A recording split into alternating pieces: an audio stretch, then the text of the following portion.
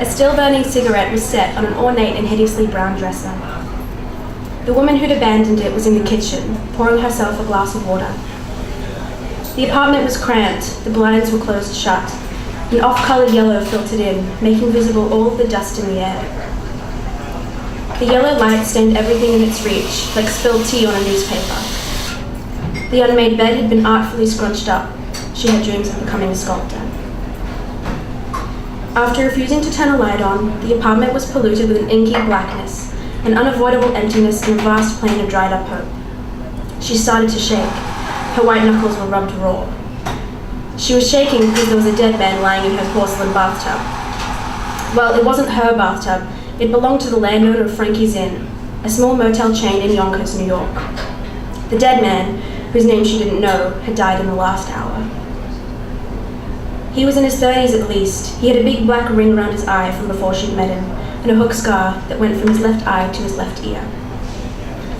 She was young, too young to have a dead man's rotting body in her bathtub. There was one single day-old glass of whiskey on top of the toilet, with dark red fingerprints smeared all over it. The bathroom light crackled and threw off a colour similar to the tip of a cigarette. Ash fell from the ceiling. She'd called the man, and now she just had to wait. There was a scratching sound coming from the small bathroom window.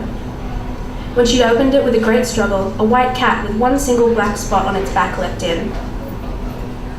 It pounced on the lid of the toilet and then sat right at her feet. "Hey, kitty," she said.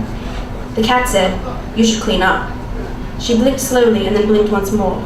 "What, you've never spoken to a cat before?" Then it waved its tail elegantly and jumped onto the shelf above the bathtub. "When the man gets here, he's going to want a clean surface." "Why?" When a dentist does her job, does she want a dirty surface? What about a doctor? "Okay, I get it," she said. "Do cats talk?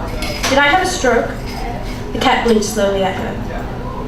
The girl frowned. She sat on the toilet and stared at the man in the bathtub. His face had gone from pink to beige to chalky to grey in a matter of hours. The blood on his face had turned brown, the edges black. His eyes went milky.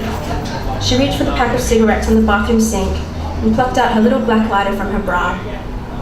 The warm orange glow created in the palm of her hand made the tip of her cigarette crackle. A puff of smoke clouded the room. She held the cigarette between two fingers and stared at the cat. "Those things will kill you, you know," the cat said. "Where's your gun?" The woman looked at the dresser. The cat nodded and then jumped over the dead man, padding out into the lounge. The lounge had grown shadows while she'd been gone. They were reaching for the bathroom, for the dead man in the tub. The cat had its tail taut, making sure not to touch the shadows as they stretched their sinister claws. "The dead man tried to kill you," the cat said. "Didn't he?" "What?" "You really should clean and get rid of the gun." When the dead man in the bathtub was alive, he was in the bedroom. In the darkness he looked much taller, his limbs stretched further. The sun had been banished, the gun was cold. There were 4 bullets left. Her fingers were sweating. He had his back turned, she lost his face in the dark. His teeth were clenched tight. She raised her 39mm Glock. Bang, bang. 2 bullets lighter, a loud thud. He was bleeding all over the carpet. The human body was a cognitive blood bag, she thought.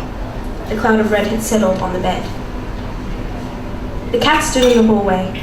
The woman rubbed her knuckles. "Thomas Bronson," the cat said. "The man in the bathtub. You're Elizabeth Motley, PI from Yonkers. He wasn't supposed to be here, correct? You weren't supposed to kill him." Her throat seized up.